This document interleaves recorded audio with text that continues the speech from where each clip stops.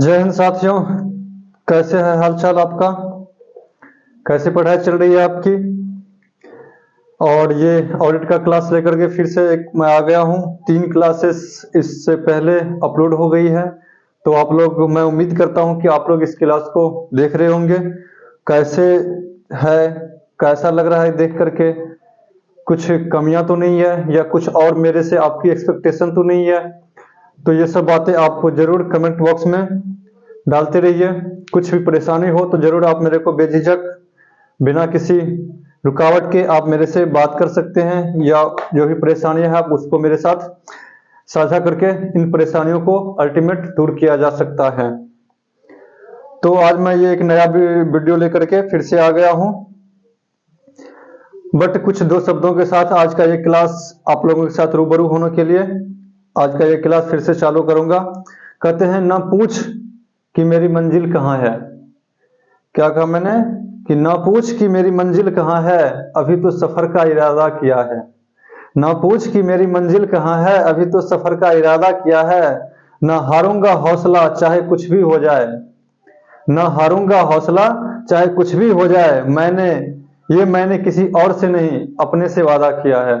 तो ये सब चीजें आप भी अपने मन से ये वादा करो कि ना पूछ कि मेरी मंजिल कहाँ है, अभी तो चलने का इरादा किया है, सफर का इरादा किया है। ना हारूंगा हौसला चाहे कुछ भी हो जाए, ये मैं किसी और से नहीं अपने से वादा किया है। तो इन्हीं 2 शब्दों के साथ मैं चलूंगा। और अगर किसी भी तरह की प्रॉब्लम हो तो आप इस नंबर पे, एक बार मैं कर देता हूँ फिर साथ में क्लास चलेंगे। इस नंबर पे आप मेरे से कांटेक्ट कर सकते हैं 7011013929 पे, और दूसरा 8816872887 पर। इन 2 नंबर पे आप कॉल, व्हाट्सएप जो भी है आप कर सकते हो। और एक बैच अनाउंस करा है मैंने 22 जनवरी 22 जन 2024, ये एक बैच अनाउंस करा है। ये बैच कौन सी है? 12th, जो कि न्यू सेशन। एक तो अभी फरवरी में एग्जाम होने वाली है, तो उन लोगों के लिए नहीं है ये है जो अब आने वाले, जो अभी जो बच्चे 12th में जाएंगे उन बच्चों के लिए ये बैच मैंने अनाउंस करा है। तो जो भी इनसे इच्छुक है, इस बैच में आना चाहते हैं, तो आप लोग जरूर आए। फी का जो इश्यू है, वो फी अगर आप कोई नॉर्मल पेपर, मतलब कोई आप इंडिविजुअल पेपर लेते हो, सेपरेट पेपर अगर आप लेते हो, तो पर पेपर है आपका 300 करके। और अगर आप ऑल पेपर लेते हो अगर आप, तो आपको ये 500, इस टाइप से कुछ बातें हो जाएगी आपकी। बाद बाकी आप एक बार मेरे से कांटेक्ट कर सकते हैं, उसके बाद जो भी जैसे भी हो हम लोग बात कर लेंगे। तो चलते हैं। ऑडिट का ये चौथा क्लासेस है आप लोगों का। तो इससे अभी तक पहले मैंने कहां तक पढ़ लिया था? ये अंकेक्षण एवं अनुसंधान में अंतर, ये टॉपिक हो गया था। और इनका एक पैराग्राफ टाइप का दिया हुआ है, वो मैंने आपको पढ़ने के लिए बोला था कि आप एक बार पढ़ करके मेरे को ये बताइए कि सब कुछ ठीक है, या फिर कुछ अगर जरूरी है तो आप मेरे से पूछ लीजिएगा, आप कॉल करके व्हाट्सएप पर, जैसे जो भी हो। ये 2 नंबर मैंने दे दिया। और ये बैच 22 जन 2024, सेपरेट पेपर 300, ऑल पेपर 500। और हाँ, एक चीज और मैं इसमें ऐड करना चाहूंगा, अगर कोई बच्चे, और ये, हाँ, ये ऑनलाइन ऑफलाइन दोनों है, ये ऑनलाइन ऑफलाइन,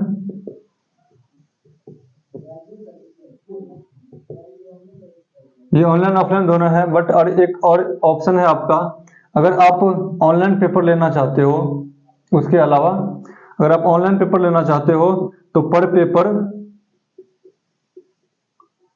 आपको 1000 रुपीज, ये लैब एट होम इस टाइप का होगा। लैब एट होम ये बैचेज होंगे, पर पेपर 1000 रुपीज के हिसाब से आपको पे करना पड़ेगा।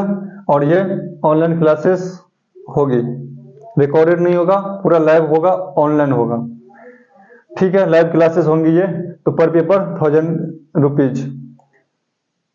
तो ठीक है, जो भी अगर आप लोगों को ऐसी की जरूरत हो तो जरूर आप लोग ये करवा मतलब ले सकते हैं क्लास, अपने छोटे भाई बहनों को बता सकते हैं। तो चलते हैं बिना कुछ देरी किए। कहते हैं लेखाकर्म एवं एक आवश्यकता है जबकि अंकेक्षण विलासिता। लेखाकर्म एक आवश्यकता है और अंकेक्षण क्या है? विलासिता है। कहते कुछ लोगों का मत है कि लेखाकर्म एक आवश्यकता है किंतु अंकेक्षण क्या है? विलासिता। ये कुछ लोगों का अपना मानना है। इस विचारधारा को स्पष्ट करने के लिए आवश्यकता एवं विलासिता का सबसे पहले क्या करना पड़ेगा? अपने को अर्थ समझना पड़ेगा कि आवश्यकता किसको कहेंगे और विलासिता किसको कहेंगे। ठीक है, आवश्यकता चलते हैं पहले। कहते हैं आवश्यकता, यदि किसी वस्तु या व्यवस्था के बिना काम नहीं चल सके या चले तथा बहुत सी विघ्न बाधाओं का सामना करना पड़े तो हमें उस वस्तु व्यवस्था को आवश्यकता कहेंगे। मतलब कोई भी ऐसी चीज है जो कि चल तो सकती है बट परेशानी होगी उसके अलावा, उसके बिना काम करने से, तो उसको क्या कहते हैं? आवश्यकता। जरूरी है। मान के चलते थोड़ी सी एग्जांपल है। आज अगर मैं माइक लगा के रखा हूँ, ये कैमरा है, तो हो सकता है अगर मैं मोबाइल का कैमरा यूज करूं या कोई और नॉर्मल सी कैमरा यूज करूं तो काम तो मैं कर ही लूंगा, बट एक अच्छा सा वीडियो हो सकता है ना बने। माइक के अलावा मेरा साउंड सही से ना आए, तो ये सब क्या हो गई? आवश्यकता हो गई। मतलब अगर यूट्यूब आप लाइव क्लास पे आ रहे हो, यूट्यूब पे आ रहे हो या कहीं और भी ऑनलाइन प्लेटफॉर्म पे सोशल मीडिया पे आ रहे हो, तो आपको क्या करना चाहिए? ये सब चीज नॉर्मल थिंग होगी, मतलब नॉर्मल सी चीज होगी, ये आपको जरूरत पड़ेगी। तो ये आपकी आवश्यकता होगी। अब कहते हैं विलासिता चीज क्या है? कहते हैं विलासिता का आशय उस वस्तुएं व्यवस्था से है जिसकी अनुपस्थिति में कोई हानि न हो परंतु जिसके होने से कार्यक्षमता में वृद्धि हो सकती है।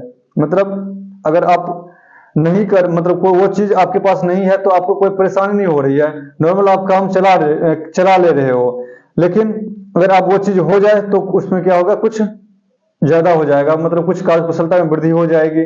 मतलब सोने पे सुहागा वाली बात, इस टाइप का वर्ड अपने लोकोक्ति, अपने गांव घर में ऐसा कुछ देखने सुनने को मिलता है कि सोने पे सुहागा ये चीज हो जाएगी तो ये सोने पे सुहागा वाली बात हो जाएगी। तो वही है, कहता है कि विलासिता में कि ये काम तो नॉर्मल चल जाएगी, कोई इश्यू परेशानी कुछ भी मुद्दा नहीं बनेगा, बट अगर वो चीज अगर हो जाता तो और भी बेहतर कार्यकुशलता के साथ हम क्या करते?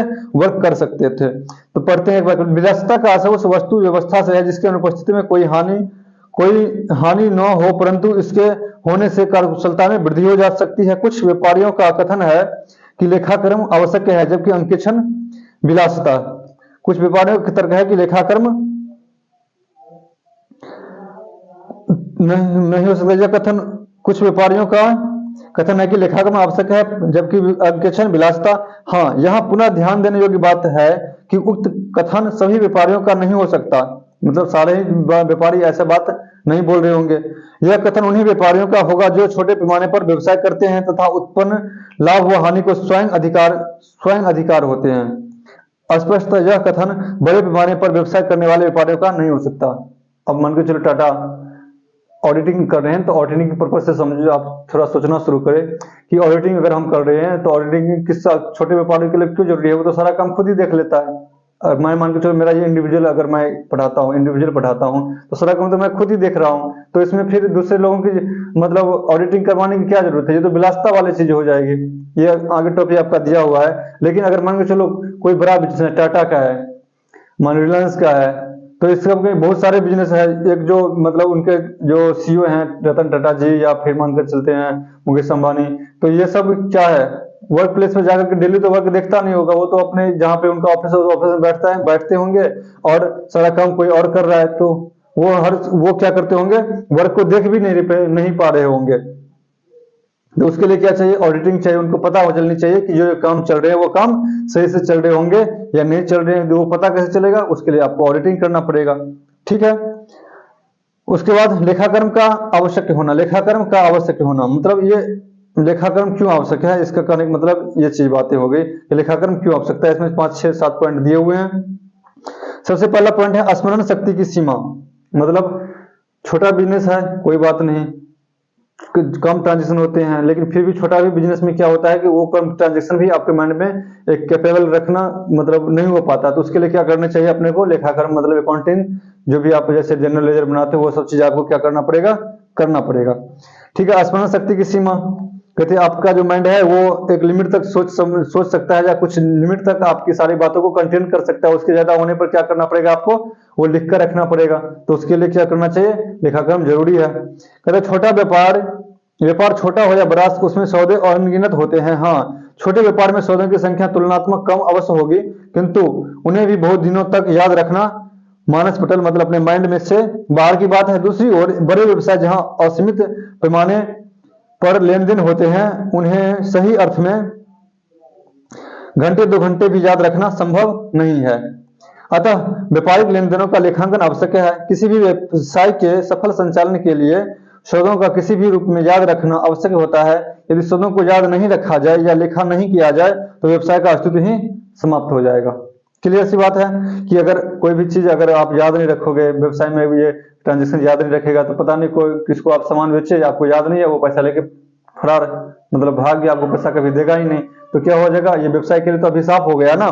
तो वही बोल रहा है कि अगर आप ट्रांजेक्शन को मतलब याद नहीं रखोगे और सौदों जो भी आपने किसी से ट्रांजेक्शन किया या सामान दिया या सामान बेचा, कोई पैसे आपको दे रहा है, तो मतलब बहुत सारी समस्याएं पैदा हो जाएगी अगर आप इस चीज को मतलब लेखाकरण नहीं करोगे, अकाउंटेंसी आप नहीं करोगे तो। ठीक है, उसके बाद कहते हैं लाभ हानि की जानकारी। कहते हैं कि आप अकाउंटिंग क्यों करते, मतलब लेखाकरण क्यों करोगे, क्योंकि अगर अल्टीमेट अगर आप लिख करके रखोगे तब तो आपको लाभ हानि की जानकारी पता चलेगी कि मैंने जो बिजनेस कर रहा हूँ उस बिजनेस में प्रॉफिट मेरे को मिल रहे हैं, प्रॉफिट हो रहे हैं या प्रॉफिट नहीं हो रहे हैं। तो वही एक अगला मतलब सेंटेंस है कि लाभ हानि की जानकारी। कहते किसी भी व्यापार का उद्देश्य होता है लाभ अर्जित करना, अतः किसी व्यापारी की यह जानने की प्रबल इच्छा होती है कि उसे एक वित्तीय वर्ष के अंत में व्यवसाय से कितना क्या प्राप्त हुआ, लाभ या हानि। व्यापारी की इच्छा की पूर्ति लेखाकर्म से ही संभव है, अतः लेखाकर्म आवश्यक है। तो लाभ हानि जानने के लिए क्या करना पड़ेगा, आपको अकाउंटिंग करनी पड़ेगी, अकाउंटेंसी या अकाउंटिंग। व्यवसाय की आर्थिक स्थिति की जानकारी। व्यवसाय की आर्थिक स्थिति की जानकारी, अब क्या होगा कि मान के चलिए बिजनेस जो मेरा चल रहा है उसकी सिचुएशन कैसी है, क्या आने वाले साल में ये बंद तो नहीं हो जाएगा। आप जो बैलेंस शीट बनाते हो, बैलेंस शीट में क्या पता चलता है, बिजनेस का पोजीशन क्या सिचुएशन है, उसकी कैसे चल रही है वो, तो उसकी हेल्थ की पता मतलब हेल्थ पता चलता है कि बिजनेस की हेल्थ कैसी है बैलेंस शीट से। तो वही बोलता है कि व्यवसाय की आर्थिक स्थिति की जानकारी। कहते हैं व्यवसाय की आर्थिक स्थिति की जानकारी के लिए आर्थिक चिट्ठा तैयार किया जाता है। वस्तुतः किसी भी व्यवसाय का आर्थिक चिट्ठा उसका व्यवसाय दर्पण होता है। मतलब आर्थिक चिट्ठा क्या होता है, उस व्यवसाय को का मतलब एक दर्पण होता है कि उससे उस व्यवसाय की सारी चीज पता चल जाती है। आर्थिक चिट्ठा से यह पता चलता है कि व्यवसाय की देनदारियां व लेनदारियां क्या है। आर्थिक चिट्ठा तैयार करने के लिए जनरल लेजर ट्रायल बैलेंस लाभ हानि विवरण तैयार करना आवश्यक होता है, जिसका मात्र आधार लेखाकर्म है। ये सब सारे कुछ आप कब करोगे, जबकि आप लेखाकर्म करेंगे। अतः व्यवसाय के लिए लेखाकर्म आवश्यक है। ठीक है, उसके बाद न्यायालय में प्रमाण। कहते हैं न्यायालय में प्रमाण मतलब आप थोड़ा सा एक माइंडसेट करो कि आप 3 या 4 जो भी पार्टनर के साथ आप साझेदारी फर्म चालू करते हो, बीच में कुछ ऐसी कंडीशन आ गई जिससे कि आपको क्या करना पड़ेगा, कोर्ट केस हो गया, कुछ भी बातें ऐसी हो गई, तो क्या करोगे, तो फिर ये जो आप बैलेंस शीट तैयार करोगे, लेखाकरण करोगे, वही तो आप वहां पर एक साक्ष्य के रूप में, कोर्ट में एक साक्ष्य के रूप में वो चीज आप दिखा पाओगे। तो इसके लिए भी क्या चाहिए, आपको लेखाकरण करना पड़ेगा। लेखाकरण का वैधानिक महत्व भी होता है। कभी कभी व्यापारी व ग्राहकों के बीच मतभेद की स्थिति उत्पन्न हो जाती है और उन्हें कोर्ट की शरण में भी जाना पड़ जाता है, जहां लेखाकर्म साक्ष्य का काम करता है। अर्थात लेखाकर्म की भूमिका व्यापारी तथा ग्राहकों के बीच उत्पन्न मनमुटाव को समाप्त करने में कम नहीं है, अतः व्यवसाय के लिए लेखाकर्म आवश्यक है। ठीक है, तो उत्पन्न जो भी मनमुटाव होता है समाप्त करने में कम नहीं है, अतः मतलब समाप्त करता है। आपसे मनमुटाव को क्या करता है, न्यायालय में आप जाओगे तो न्यायालय में क्या कीजिए, उस साक्ष्य के रूप में दिखाएंगे, तो उसको क्या करेगा, उसको मानना पड़ेगा। उसके बाद क्या, नए साझेदार के प्रवेश पर लाभ। नए साझेदार के प्रवेश पर लाभ, कहते हैं नया साझेदार आएगा तो वो क्या करता है, गुडविल लाता है, अपना कैपिटल लाता है। अगर ये आप अकाउंटिंग नहीं करोगे तो कैसे पता चलेगा कि उसको कितना गुडविल को लाना है, कितना प्रॉफिट का हिस्सा वो ले रहा है, उसके अगेंस्ट वो कितना गुडविल के रूप में मतलब प्रीमियम के रूप में क्या करेगा, अमाउंट लाएगा। तो ये सब चीज कैसे पता चलेगी, जब आप क्या करोगे, अकाउंटिंग मतलब अकाउंटिंग लेखाकरण आप करोगे तब।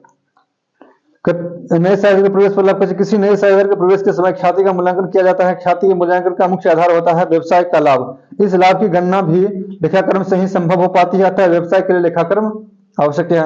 उसके बाद किसी साझेदार की मृत्यु अथवा अवकाश ग्रहण करने पर आवश्यकता। कहता है साझेदार की मृत्यु, आपने 12th में पढ़ा होगा साझेदारी का कैसे कैसे अकाउंटिंग करते हैं। तो किसी साझेदार की मृत्यु के टाइम उसको क्या सब देते हैं, उसका कैपिटल का हिस्सा, उसका जब मरा है तो उस डेट तक प्रॉफिट का हिस्सा, उसके बाद और भी बहुत सारी चीज, गुडविल में उसको कितना बनेगा, और भी इंटरेस्ट या इंटरेस्ट ऑन कैपिटल, सैलरी, सारा कुछ आप उस हिसाब से उसको कैलकुलेट करके देते हो। तो ये सब पता कैसे चलेगी, ये सब आप अकाउंटिंग करोगे तभी पता चलेगी, अदरवाइज कुछ नहीं हो सकता।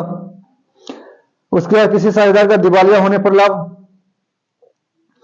कहता है यदि कोई व्यापारी व्यापार में असफल होता है तथा लगातार हानि होने के कारण अपने ऋणों की अदायगी में असमर्थ होता है तो वह लेनदारों से बचने के लिए दिवालिया अधिनियम के अंतर्गत कोर्ट की मदद ले सकता है। इसके लिए व्यापारी को अपना स्थिति विवरण बनाकर कोर्ट के समक्ष प्रस्तुत करना पड़ता है। मतलब अगर आप दिवालिया हो गए, आपके लायबिलिटी क्या हो गई, आपकी एसेट से ज्यादा हो गई, आप दिवालिया की सिचुएशन में चले गए, तो क्या करोगे आप, ये चीज आपको कोर्ट में दिखानी पड़ेगी कि मैं दिवालिया हो गया हूं, मैं नहीं दे सकता।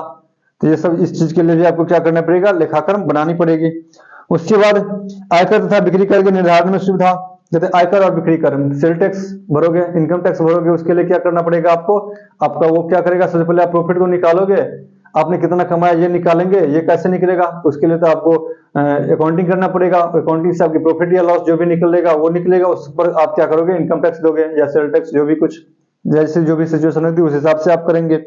वही कहता है आयकर तथा बिक्री कर के निर्धारण में भी लेखाकरण में काफी मदद मिलती है। यह स्पष्ट किया जा चुका है कि लेखाकरण के क्षेत्र के ही अंतर्गत तलपट, लाभ हानि विवरण एवं आर्थिक चिट्ठा तैयार किए जाते हैं। इसके अभाव में आयकर अधिकारी मनमाने ढंग से आयकर व बिक्री कर का निर्धारण करते हैं, जो कि व्यापारी के लिए घाटे का सौदा साबित हो सकता है।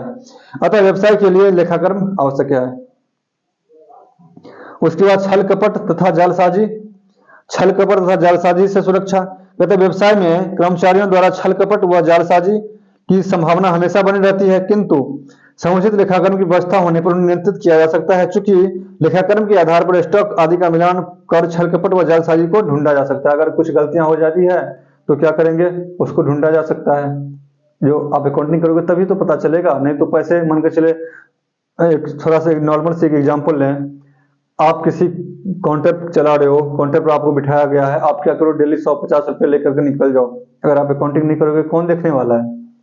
लेकिन अगर आप अकाउंटिंग करोगे, सुबह में कितना कैश आया, कितना बिल बना, बिल बने, और कितना आपके अकाउंट में, मतलब आपके केबिन में अभी तक कैश पड़ा हुआ है, तो ये सब चीज अगर आप अकाउंटिंग करोगे तो अपने आप क्रॉस चेक से आप क्या पता चल जाएगा कि ये इसमें पैसा सारा का सारा सही है या फिर कुछ पैसे इधर उधर हुए हैं।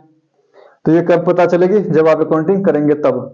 तो जालसाजी और छल कपट से क्या होगा, आपको छुटकारा मिल सकता है। उसके बाद ऋण लेने में सहायता। कहते किसी भी व्यवसाय में ऋण लेने की आवश्यकता पड़ती है। कोई भी ऋणदाता ऋण देने से पूर्व संस्था की स्थिति का अध्ययन करना चाहता है, जिसके लिए वह मुख्य रूप से संस्था की आर्थिक चिट्ठा का अध्ययन करता है। इसके अलावा व्यवसाय की संपत्तियों की जमानत पर भी वह ऋण ले सकता है। संपत्तियों के स्वामित्व पत्र के रूप में व्यवसाय के विवरण पत्रों में से सहायता मिलती है। अतः व्यवसाय के लिए लेखाकरण आवश्यक है। ठीक है। उसके बाद व्यवसाय की स्थिति का तुलनात्मक अध्ययन। आप कंपैरिजन भी कर सकते हो एक बैलेंस शीट से दूसरे बैलेंस शीट के साथ, कि मेरा बिजनेस उस बिजनेस से कैसे आगे है या पीछे है, उसके हिसाब से आप अपने आप को परफॉर्मेंस बेहतर कर सकते हो। तो वही बोल रहा है। कहते हैं कोई भी व्यापारी यह जानना चाहता है कि विगत वर्षों में, दूसरे के साथ भी कर सकते हो और अपने के पिछले वाले साल से इस साल का भी कर सकते हो। तो कहीं कहता है विगत वर्षों में व्यवसाय की स्थिति क्या थी और अब क्या है। इस कार्य के निर्धारण में भी लेखाकरण से काफी मदद मिलती है। विभिन्न वर्षों के लाभ हानि विवरणों एवं आर्थिक चिट्ठा का तुलनात्मक अध्ययन कर व्यवसाय की उन्नति व अवनति की जानकारी प्राप्त की जा सकती है तथा सुदृढ़ नीति का निर्धारण भी किया जा सकता है। उसके बाद लाइसेंस प्राप्त करने में सहायक। आप कोई बिजनेस कर रहे हो, उसकी लाइसेंस आपको चाहिए, तो वो भी, उसके लिए भी क्या करना पड़ेगा आपको, ये लेखाकरण करनी पड़ेगी। कैसे करनी पड़ेगी, पढ़ते हैं। तो व्यापारियों को आयात निर्यात करने के लिए लाइसेंस प्राप्त करना होता है। लाइसेंस लेने के क्रम में व्यापारी को यह साबित करना पड़ता है कि वह उस व्यापार का संचालन कर रहा है जिसके आयात निर्यात के लिए लाइसेंस प्राप्त करना चाहता है, जिसके लिए भी लेखाकरण की आवश्यकता पड़ती है। लेखाकरण की सहायता से यह प्रमाणित कर सकता है कि उस क्षेत्र में वह कितने समय से व्यापार करता आ रहा है। तो आप अकाउंटिंग बना करके रखोगे तब तो आपको पता चलेगी कि वो आप कितने दिन से व्यवसाय में कर रहे हो, क्योंकि सामने वाले को क्या करना है पता बताना पड़ेगा। तो वो आपसे डायरेक्ट अकाउंटिंग, वो आपका सारा बैलेंस शीट मांग लेगा। आप एक नॉर्मल से थिंग, अगर आप बैंक में लोन लेने जाते हो तो वो क्या करता है, आप अगर बिजनेस कर रहे हैं, बिजनेस लोन ले रहे हैं, तो बिजनेस का आप 3B GSTR1 3B आप क्या करो, एक फाइलिंग होता है, तो वो चीज़ क्या करो आप लेके आओ, वहाँ से आपको उसकी सेल आपकी, उसके बाद बैलेंस शीट से पूछेगा तो बैलेंस शीट से आपके प्रॉफिट PL ये सब आप निकल चीज जाओगे। उसके बाद आप इनकम टैक्स का ITR 3-4 जो भी वो आप एप्लीकेबल होगा वो चीज़ आपको वहाँ पे देनी पड़ेगी। तो ये सब चीज़ें आपसे वो लेगा, उसके बाद ही आपको लोन अप्रूव करेगा। तो लाइसेंस प्राप्त करना, उसे व्यवसाय की बिक्री व क्रय की स्थिति में सहायक।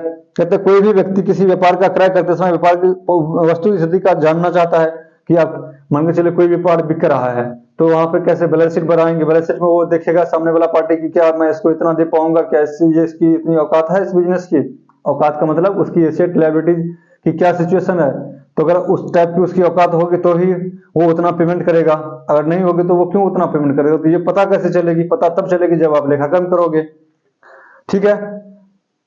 उसके बाद वह स्थिति बढ़ते हैं, कहते हैं कोई भी व्यक्ति किसी व्यापार का क्रय करते समय व्यापार की वस्तु स्थिति जानना चाहता है, जिसकी पूर्ति का एकमात्र आधार होता है लेखाकर्म। वह लेखाकर्म की सहायता से व्यवसाय का अध्ययन करता है तथा क्रय करने व नहीं करने का निर्णय लेता है। उपरोक्त बातों से यह स्पष्ट होता है कि व्यवसाय के सफल संचालन में लेखाकर्म की अहम भूमिका है। अंकेक्षण की बात तो दूर रही, प्राचीन काल में लेखाकर्म को भी विलासिता समझा जाता था। मतलब पहले क्या करता था, लेखाकर्म को भी विलासिता समझा जाता था, लेकिन अब क्या है, लेखाकर्म तो जरूरी ही जरूरी है, अंकेक्षण भी जरूरी है। इसका मुख्य कारण यह है कि उन दिनों व्यापार की वह स्थिति नहीं थी जो आज है। तब लोगों की आवश्यकताएं सीमित तथा लेन देनों की मात्रा अल्प थी। हाँ, उस समय लेखाकर्म का प्रयोग मुख्य रूप से राजा महाराजाओं के द्वारा किया जाता था, किंतु वर्तमान औद्योगिक युग में व्यवसाय की रूपी रथ को लेखाकर्म के अभाव में एक कदम भी आगे ले जाना कठिन नहीं है। लेखाकर्म के अभाव में एक कदम भी आगे ले जाना कठिन ही नहीं असंभव है। मतलब कोई भी बिजनेस आप कर रहे हो, जब तक आप अकाउंटिंग नहीं करोगे तब तक आप क्या करोगे, बिजनेस आपका आगे जाएगा कि नहीं जाएगा, ये बड़ा ही मुश्किल सिचुएशन होगी। हाँ, अभी भी ऐसे कुछ लघु स्तरीय व्यापार हैं जहाँ लेखाकर्म विलासिता समझा जाता है, जैसे चाट बेचने वाले के लिए, सामान्य स्तर पर बढ़ई द्वारा फर्नीचर बनाने संबंधी व्यापार के लिए, फुटपाथ के मोचियों के लिए। तो ये सब नॉर्मल छोटी छोटी बातें हैं, उसको कौन सी अकाउंटिंग करेगा, उसका तो बस कैश वाला सारा सिस्टम होता है, जो आया बस वो। तो ये बातें हो गई। उसके बाद छोटे व्यापारियों का दृष्टिकोण, कहता है अंकेक्षण का विलासिता होना। अंकेक्षण विलासिता है या नहीं, इसके लिए मुख्य रूप से दो दृष्टिकोण हमारे समक्ष है। कहते छोटे व्यापारियों का दृष्टिकोण और बड़े व्यापारियों का दृष्टिकोण। मतलब छोटा व्यापारी क्या सोचेगा कि अंकेक्षण विलासिता है, और बड़ा व्यापारी क्या सोचेगा कि अंकेक्षण विलासिता है। इसमें दोनों की अपना अपना बातें बताई गई है, अपने हिसाब से देखता है, उसके माइंडसेट से सोचता है। छोटा व्यापारी अपने माइंडसेट से सोचता है, बड़ा व्यापारी अपने माइंडसेट से सोचते हैं। तो इस हिसाब से एक बातें दी गई है, वो मैं अभी इसका अगला टॉपिक पढ़ता हूँ। कहते छोटे व्यापारी का दृष्टिकोण क्या है, किस चीज पर दृष्टिकोण, कि अंकेक्षण विलासिता है या नहीं। कहते इस दृष्टिकोण से अंकेक्षण किसी भी छोटे पैमाने के व्यवसाय के लिए विलासिता है। इसके पक्ष में निम्नलिखित तर्क प्रस्तुत किए गए हैं। मतलब अंकेक्षण विलासिता है छोटे व्यापारियों के लिए, इसके पक्ष में बातें की गई है। क्या कहते हैं, यह अत्यधिक खर्चीला है। कहते छोटे व्यापार के लिए अंकेक्षण का कार्य अत्यधिक खर्चीला साबित होता है, क्योंकि अंकेक्षण के लिए एक योग्य अंकेक्षक रखना पड़ता है, जिसका पारिश्रमिक वहन करना पड़ता है। छोटे व्यापारियों के जो यह क्या है, छोटे व्यापारियों की बस की बात नहीं होती। यदि ये किसी प्रकार के वहन करने का प्रयास करते भी हैं तो व्यवसाय की आर्थिक स्थिति पर इसका गलत प्रभाव पड़ता है। मान के जो छोटे छोटे व्यापारी हैं, एकल व्यापार कर रहे हैं, वो अगर अकाउंटिंग रखेगा 10,000 रुपया, हर मन के चलो नॉर्मल सी बात है 10,000 रुपया वो क्या करेगा, अकाउंटिंग के लिए देगा। तो एक साल कितना हो गया, 1,20,000 रुपया। तो क्या वो इस चीज 1,20,000 रुपया सालाना देने के लिए कैपेबल है, क्या उसको इतना प्रॉफिट हो रहा है। तो ये भी एक सोचने वाली बात होगी। अगर ऐसा है, अगर नहीं दे पाएगा वो, या उसके व्यापार में ऐसी सिचुएशन नहीं है, तो वो क्या करेगा, उसके लिए तो फिर हिसाब ही हो जाएगा ना वो। तो वही बोल रहा है कि अत्यधिक खर्चीला है। तो इस छोटे व्यापारी के दृष्टिकोण से लेखाकर्म भी क्या है, विलासिता वाली चीज है। कहता है क्योंकि अंकेक्षण के लिए एक योग्य अंकेक्षक रखना आवश्यक पड़ता है, जिसका पारिश्रमिक वहन करना छोटे व्यापारियों के बस की बात नहीं होती। यदि ये किसी प्रकार से वहन करने का प्रयास करते भी हैं तो व्यवसाय की आर्थिक स्थिति पर इसका गलत प्रभाव पड़ता है। उदाहरणतः यदि एक पान की दुकान का स्वामी अपने खातों का किसी चार्टर्ड अकाउंटेंट से अंकेक्षण कराए तो निश्चित रूप से यह उसके लिए विलासिता साबित होगा। तो क्लियर है, ये क्या होगा, विलासिता साबित विलासिता साबित होंगे। उसके बाद अंकेक्षण के लाभों की वैकल्पिक प्राप्ति, कहता है छोटे व्यापारी अंकेक्षण के लाभों को दूसरे विकल्प से भी प्राप्त कर सकते हैं जो कि सस्ते होते हैं। मतलब आपके पास कोई और ऑप्शन है तो उसको आपका क्या होगा, सस्ता होगा। पहला तरीका यह है कि वह व्यवसायिक खातों को स्वयं तैयार करे एवं दूसरा किसी दूसरे व्यक्ति से खाता करवाए जिससे कम पारिश्रमिक देना पड़े। तो ये भी बात हो सकती है, कम पैसा देंगे उसको काम करवा लेंगे। क्योंकि इनका व्यापार छोटा होता है और इस जिसके लेन देन की तुलना कम होते हैं, अतः एक समान स्तर का व्यक्ति भी इसके खातों का चुस्त दुरुस्त कर सकता है। अतः चार्टर्ड अकाउंटेंट के खातों की जांच करवाना इसके लिए विलासिता है। तो छोटे व्यापारी के लिए चार्टर्ड अकाउंटेंट से जांच करवाना क्या है, विलासिता है। उसके बाद औपचारिकता को पूरा करने में कठिनाई, कहता है अंकेक्षण कार्य के लिए बहुत सी औपचारिकता को पूरा करना पड़ता है, जैसे प्रमाणकों की तिथिबद्ध करना, मतलब जो भी आपको इनवॉइस मिले उसको तिथिबद्ध करना, लेनदारों और देनदारों की सूची तैयार करना, विनियोगों की सूची तैयार करना, तलपट तैयार बनाना, अप्राप्य एवं संदिग्ध ऋणों की सूची तैयार करना तथा संचयों की सूची तैयार करना आदि। छोटे व्यापारियों के लिए इन औपचारिकताओं को पूरा करना केवल कठिन ही नहीं बल्कि महंगा भी साबित होता है। तो इसके लिए भी मतलब क्या होगा, छोटे व्यापारी नहीं करवा सकते। ठीक है। उसके बाद समय की बर्बादी, कहते हैं अंकेक्षण की कार्यप्रणाली की अपनी एक निर्धारित पद्धति होती है जिसका अनुसरण आवश्यक होता है, जो न केवल धन की बर्बाद करता है बल्कि समय भी नष्ट करता है। अतः छोटे व्यापारियों के लिए अंकेक्षण समय बर्बादी का एक रास्ता है जिससे ये वहन करने की स्थिति में नहीं होते। उसके बाद केवल प्रतिष्ठा के लिए उद्देश्य से पूर्ति, कहता है यह बात सत्य है कि छोटे व्यापारियों के लिए अपने खाता पुस्तकों की जांच किसी चार्टर्ड अकाउंटेंट से करवाना प्रतिष्ठा के विरुद्ध की बात तो अवश्य है। मतलब आप चार्टर्ड अकाउंटेंट से करवा रहे हो तो अगर आप अपना बैलेंस शीट चार्टर्ड अकाउंट से करवा रहे हो, अंकेक्षण करवा रहे हो, तो वो तो एक प्रतिष्ठा वाली बात है कि आपका बैलेंस शीट चार्टर्ड अकाउंटेंट से साइंड बैलेंस शीट है। लेकिन हर किसी के लिए, छोटे व्यापारी के लिए जरूर मतलब नहीं हो पाता क्योंकि उसकी फी बहुत ज्यादा होती है। प्रतिष्ठा में प्राण, मतलब नॉर्मल सी जो अपने गांव घर में एक जो बात बोलते हैं कि प्रतिष्ठा में प्राण गंवा लेना, तो मतलब इस टाइप के बात से जो बोला जाता है कि प्रतिष्ठा में प्राण गंवाना कहावत का साकार रूप देने में से कोई विशेष लाभ नहीं होता बल्कि यह अनेक दृष्टिकोण से घातक सिद्ध भी हो सकता है। उसके बाद कर्मचारियों की आवश्यकता में कमी, कहते हैं अंकेक्षण से कर्मचारियों की कार्य क्षमता में कमी आती है क्योंकि उसको बार बार प्रेशराइज किया जा सकता है, कुछ बार बार पूछा जाता है, तो उससे हो सकता है कि उसकी कार्य क्षमता में कमी हो सकती है। कार्य क्षमता की प्रभावित होती है क्योंकि अंकेक्षण के क्रम में उनसे अंकेक्षक कार्य छोटी छोटी चीजों का बार बार स्पष्टीकरण मांगा जाता है जिससे वे अपने कार्य का संपादन एकांकित होकर नहीं कर पाते। उपयुक्त तथ्यों के आधार पर यह कहा जा सकता है कि छोटे स्तर के व्यवसाय के लिए अंकेक्षण विलासिता है, लेकिन सभी स्तर के व्यवसायों के लिए अंकेक्षण को विलासिता कहना गलत होगा। छोटी संस्थाएं जहां एक दो कर्मचारी हैं तथा लेखाकर्म का कार्य, व्यापार का कार्य स्वयं व्यवसाय का स्वामी प्रतिपादित करता है या संपादित करते हैं, वह अंकेक्षण विलासिता है। किंतु बड़े व्यवसाय के लिए यह लाभप्रद होने के साथ साथ आवश्यक भी है। इस संबंध में यह अंकेक्षण के पक्ष में बड़े व्यापारियों के तर्क निम्नलिखित हैं। आपकी अभी तो मैंने क्या देखा, छोटे व्यापारी का तर्क क्या है अंकेक्षण के लिए, अब क्या देखेंगे बड़े व्यापारी का तर्क क्या है अंकेक्षण के लिए। कहते हैं कर्मचारियों की कार्य क्षमता में वृद्धि होती है। अंकेक्षण करवाने से क्या होता है, कर्मचारी की कार्य क्षमता में वृद्धि होती है। अंकेक्षण से ये क्या है, बड़े व्यापारी के दृष्टिकोण से अंकेक्षण से कर्मचारियों की कार्य क्षमता में वृद्धि होती है क्योंकि वे जानते हैं कि कार्य ठीक से नहीं करने पर उसकी त्रुटि अंकेक्षकों द्वारा पकड़ी जाएगी, अतः वे लगन के साथ समुचित समय पर अपना कार्य पूरा करते हैं। उसके बाद कहते हैं कपट का संभावना कम होना।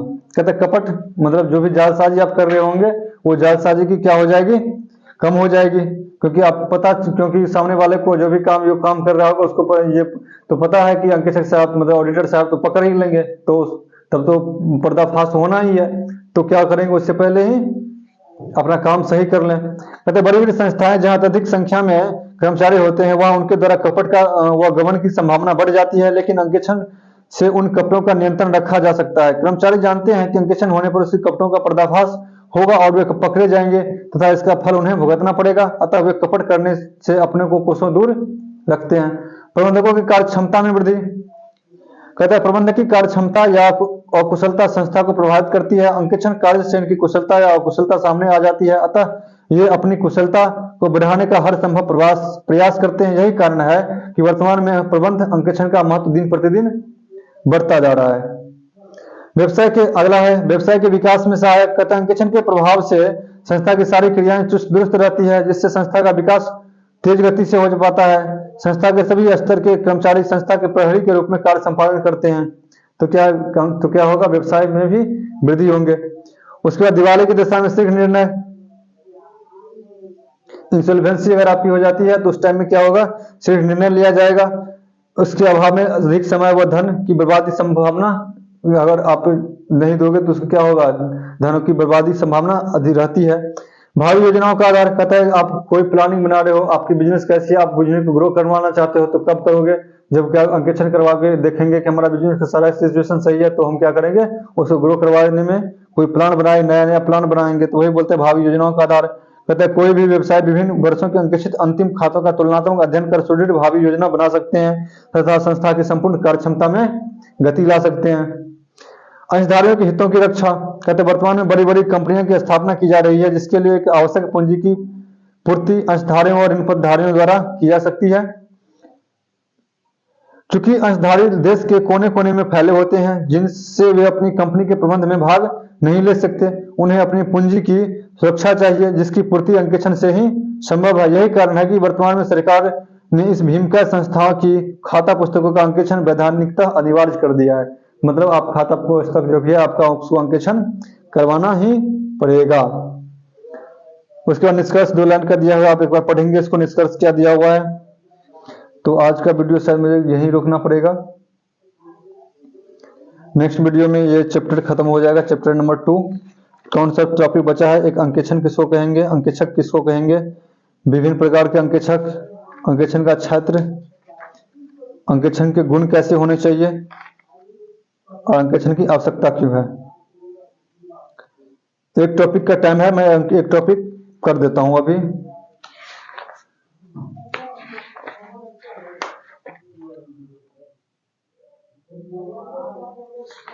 एक टॉपिक अभी करने का टाइम है अपने पास। सबसे पहले बोलेंगे अंकेक्षक के, अंकेक्षण मतलब ऑडिटर, अंकेक्षक किसको, ऑडिटर किसको बोलेंगे। कैसे अंकेक्षक स्वतंत्र समालोचक होता है, इंडिपेंडेंट होता है, व्यक्ति होता है जो जांच प्रमाणन एवं सत्यापन के द्वारा किसी संस्था के चिट्ठे एवं लाभ हानि विवरण की सत्यता एवं शुद्धता को प्रमाणित करता है। मतलब जो भी अंकेक्षक होंगे वो क्या करेंगे, ऑडिटर साहब लेखाकर्म जो करते हैं, अकाउंटेंट साहब क्या करेंगे, बुक तैयार करते हैं, और अंकेक्षक क्या करते हैं, इंडिपेंडेंट रूप से, मतलब स्वतंत्र से, उसको किसी प्रकार का प्रेशर नहीं होना चाहिए, अपने स्वतंत्र रूप से क्या करते हैं, उसको उसकी जांच पड़ताल करते हैं। उसके जैसे मान के चलो बिल से क्या करने, जो भी एंट्री हो रखी है उसको मैच करने हैं, और भी बहुत सारी बातें, एक दूसरे से जांच पड़ताल दूसरे से भी पूछना है, बाहरी व्यक्ति से भी पूछना है। ये सब सारे काज क्या करते हैं, ऑडिटर साहब करते हैं। क्यों करते हैं, क्योंकि उसमें अगर कुछ गलतियां हो, उस बुक ऑफ अकाउंट में कुछ गलतियां हो, कुछ बातें अगर निकल के आती है तो उसका पता लगाया जा सके। तो वे कहते हैं अंकेक्षक एक स्वतंत्र समालोचक होता है जो जांच प्रमाणन एवं सत्यापन के द्वारा किसी संस्था के चिट्ठे एवं लाभ हानि विवरण की सत्यता एवं शुद्धता को प्रमाणित करता है। अंकेक्षक को इस महत्वपूर्ण कार्य को बड़ी सावधानी, लगन, परिश्रम एवं ईमानदारी से करना होता है। भारत में अंकेक्षक के रूप में वही व्यक्ति कार्य कर सकता है जिसको इंस्टीट्यूट ऑफ चार्टर्ड अकाउंटेंट से मान्यता प्राप्त हो, अर्थात वह व्यक्ति चार्टर्ड अकाउंटेंट हो। इस प्रमाण पत्र के बिना वह सार्वजनिक अंकेक्षक नहीं बन सकता। तो ठीक है, आज मैं यहीं रुकूंगा और एक बैच अनाउंस कर रहा हूँ, ये लाइव एट होम मतलब लाइव क्लासेस होगी इसकी, और 1000 रुपीज मैंने पर पेपर के हिसाब से रखा है। कोई भी इंडिविजुअल पेपर आप जैसे अकाउंट, BST, EPS जो भी है आपका, इकोनॉमिक्स, ये सारे पेपर 1000 रुपीज में लाइव एट होम होगा। आप अपने घर से लाइव क्लासेस होंगी, आप देख सकते हो इसको। तो अगर किसी को चाहिए तो जरूर आप इस एडमिशन करवाओ, मतलब मेरे से बात करो, मैं टाइम सारा कुछ फिक्स करके आपको सारा कुछ बता दिया करूंगा। तो जरूर आप लोग आए। कैसे लग रहा है ये वीडियो, तो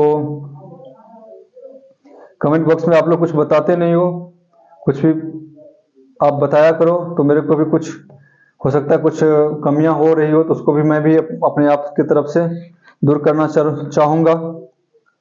ठीक है, तो फिर वही बात है, ना पूछो कि मेरी मंजिल कहाँ है, ना पूछो कि मेरी मंजिल कहाँ है, अभी तो सफर का इरादा किया है, ना हारूंगा हौसला चाहे कुछ भी हो जाए, ये मैं किसी और से नहीं अपने से वादा किया है। तो इन्हीं 2 शब्दों के साथ आज का ये क्लास का एंड होता है। राधे राधे, फिर मिलेंगे नेक्स्ट क्लास में।